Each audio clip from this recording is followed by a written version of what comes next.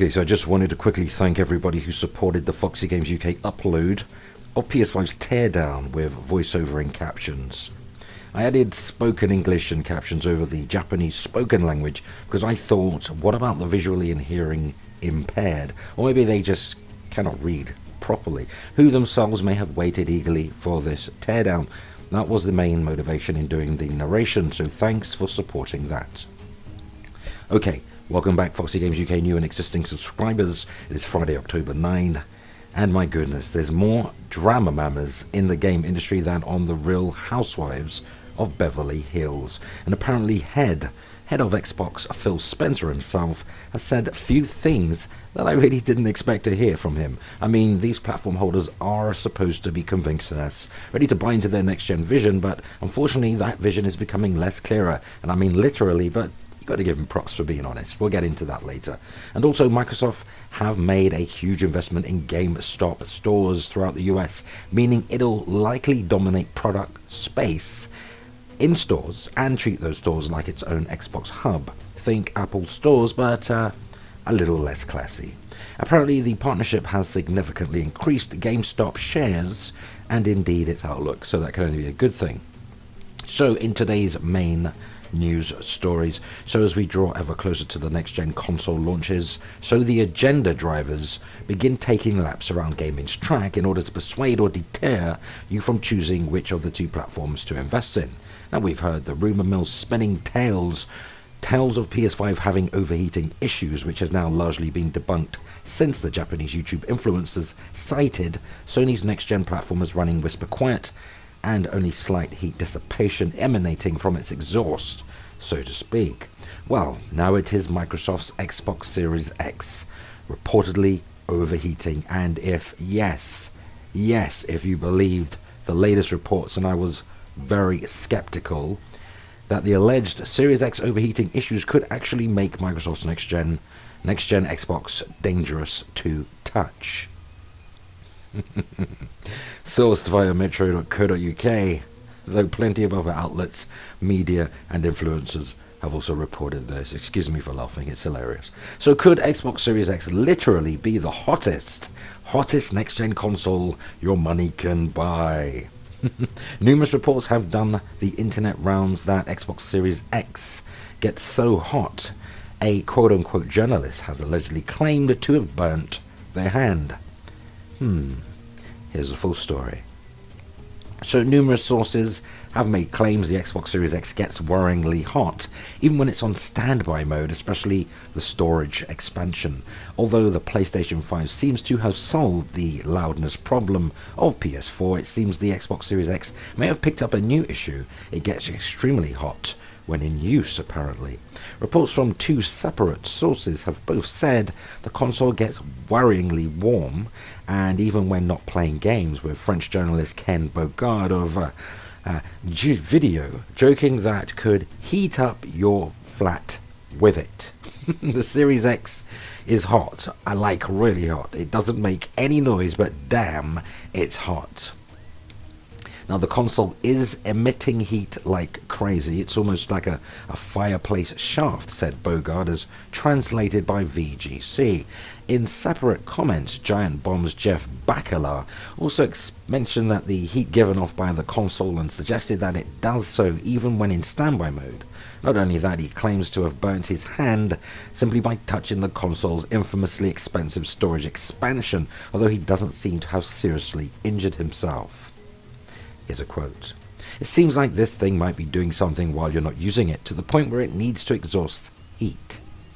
Well, this is all a huge lie. Misinformation at its lowest level. And I'm not calling Jeff Bacala a liar. I'm saying the whole exaggeration of it all is misinformation. Giant Bomb's Jeff Bacala did not claim the Xbox Series X was dangerously hot. He didn't even burn his hand, according to a follow-up tweet debunking woefully inaccurate, heavily, and I mean super heavy, exaggerated reports. Everyone seems to agree that the Xbox Series X runs impressively silent, but so far only these two journalists have mentioned the excess heat. Whether that means they had faulty units or not working at optimal temperatures. Maybe, I don't know, they have it next to a radiator or something, or the others just didn't notice is not as clear. But since no outlet has been provided with Xbox Series X games, they've only been running back compatible games and the dashboard, which may mean the amount of heat could increase with more taxing next-gen games. It's unclear when Microsoft will make those available for testing, but since the console is due to be released on November 10, it presumably won't be too long. And that's where the article ends. Interesting, to say the least. Okay, so let's unpack this nonsense. First and foremost, upon watching the actual podcast where Bakula said, "Whoa, this thing gets hot," he was referring to the metallic insert side of the portable SSD, which does get hot. It's quite normal for just about every device that uses SSD. So after watching that podcast, I just knew it would be only a matter of time before it would be used as ammunition in the endlessly dreary console back and forth social media interactions. Now, I thought it very hard to believe that anyone had burnt their hand from just touching Xbox Series X. I mean, that's how it's been presented across social media, and I was right to do so. Seriously, if any unit was that dangerous, no matter the platform holder, it would initiate a delay, instant delay, or post-launch product recall, and yeah, a slew of lawsuits. Secondly, remember all those fake reports a few months back regarding PS5 possibly having overheating issues, which was basically just clutching at straws because a particular group of people were wondering why they had heard very little about PS5 prior to its official reveal. And like I said at the start of the video, first it was PS5 with alleged overheating issues delaying Sony revealing the system earlier than it may have wanted to, and that's now widely debunked following Japanese YouTube influencers' recent hands-on. Now, Xbox Series X reportedly has an overheating issue, and the timing stinks. Not to point out the flaming obvious here, but guess what? Warm and hot air vents out of powerful consoles. This is supposed to occur. If it didn't, then the thing would literally blow up and really cause an incident in your home. Warm hot air doesn't necessarily mean problema or problemo. Now, call me cynical, but I honestly believe a lot of this is agenda-based.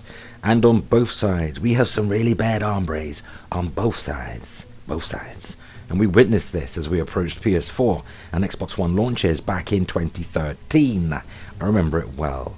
Now, I'm not prepared to call out anybody in particular as being dishonest or lying through their rotten teeth. I simply don't have evidence, but the reports certainly seem highly anecdotal. Remember, these are not final units. Near to final, but they are certainly not retail ready. Now, by now, I'd imagine close to 100 people will have had some time or hands-on with Series X. How many of those people have burnt their hand? Yeah, exactly. Perhaps wait until millions of units are out in the wild before we report there is or could be a systemic overheating issue. Just a thought. Still, it gives the hopeless fanboy fuel to continue on his or her journey of brand loyalism, right? In other news, Xbox head Phil Spencer has openly admitted Xbox Series X won't push 8K and ray tracing has failed to deliver. Here's the full story. So Phil Spencer has warned that 8K will not be the norm in the next gen, and that ray tracing support has so far been spotty, since there's plenty that argue that 4K resolution is already a waste. I included waste of resources when it comes to video games. Many were rolling their eyes at the suggestion that the next-gen consoles could be chasing 8K, as well as, surprisingly, Xbox boss Phil Spencer being one of those skeptics. And it's not like 4K isn't an improvement, but the difference it makes with the size of a home TV, yeah, depending on the size and the distance that you sit from it, well, it's often not marked up enough to justify the high cost of 4K TV, or using up such a large percentage of a console's GPU processing power. And it'd be even worse with 8K. I think 8K is an aspirational technology, said Spencer in an interview with Wired. He went on to say the display capabilities of devices are not really there yet. I think we're years away from 8K being, if it ever is, standard in video games.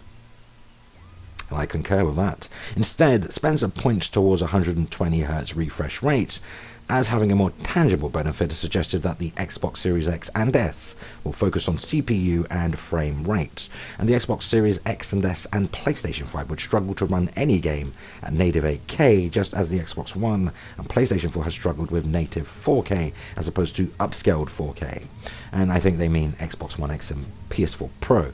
Although Spencer's decision not to chase 8K is likely influenced by the fact that one of the major differences between the Xbox Series S and X is that the cheaper console just cannot display at native 4K, and it is not designed to do so.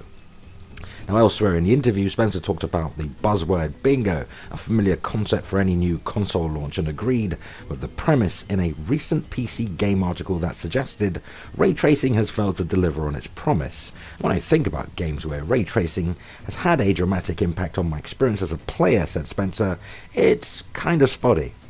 It's an interesting change of direction for Spencer, who helped to push 4K as a major selling point of the Xbox One X when he, and was certainly a more avid player of a buzzword bingo himself. In the same article, though, Xbox engineer Liz Hamren also admits that only a relatively small percentage of gamers actually own a 4K TV, and that a vanishingly small number have 8K displays.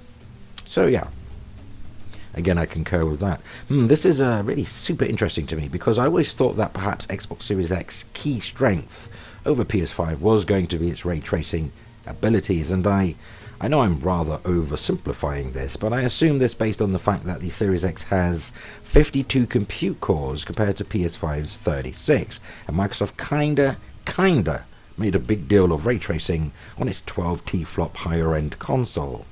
Hey, at least Phil Spencer is being upfront about it, though I do find it rather curious that Spencer admits Series X won't push 8K, and yet Microsoft and Sony have plastered 8K on its console packaging. At least the packaging I've seen. Sure, at some point in the future, 8K streaming content, perhaps 8K Blu-ray one day. There will definitely be checkerboarded 8K or temporal enhanced upscaling, jiggamajig buzzwords all over the place, just as there was for 4K. Still, this is all very, very curious indeed. Now, moving on to PS5 news specifically, Sony officially revealed or released its Japanese language official PS5 teardown video. I myself uploaded an English voiceover with captions because accessibility, and of course there are lazy people who don't like reading captions. Actually, in English dub, for those of you who may have watched way too many kung fu movies back in the 70s and 80s. So the PS5 teardown video gets up close and personal with PS5's next generation technology, a culmination of 5 years of design and development. The heatsink is encapsulated with liquid metal, allowing the PS5 to run cool, and Sony also showed the motherboard where all of the silicon is visible. Now it appears we'll be able to change to custom covering, PS5's curvy covering. Cannot wait to see some of the inevitable third-party custom designs as well as the official ones, hopefully. And I've got to say, this heatsink is huge, like bigly huge, like a T-1000 Terminator or something. Yeah, no doubt PS5, she's a beauty, tall and curvy with a few extra pounds, so it's a darn good thing then that I like all that good stuff in real life. Yummy. Following the teardown, many notable personalities in the industry called Sony's PS5 design, I quote, a work of art inside and out. Certainly encouraging to anyone, myself included, awaiting their pre-ordered PS5 release date. Though again, it seems the unfortunate side of gaming has taken to mocking aspects of PS5, like the stand, for example, in that you'll need a flat-head screwdriver to remove or reposition the stand. I know what you're thinking. Having to use a flat-headed screwdriver seems like a job for a professional. How on earth will people cope, right? Now, the other non-issue, but seemingly made into a big one, is PS5 users will be required to remove the clip-on-off outer shell, you know, the interchangeable covers, in order to get to the SSD expansion port. Again, yet another impossible task for the everyday consumer. You're surely going to need a specialist to get that PS5 SSD and PS5 stand job done, and I can see a whole new business opportunity for me opening here. Perhaps I'll extend the service to opening canned foods and wine decorking too, because too many able-bodied people are struggling with these issues. Though what say you?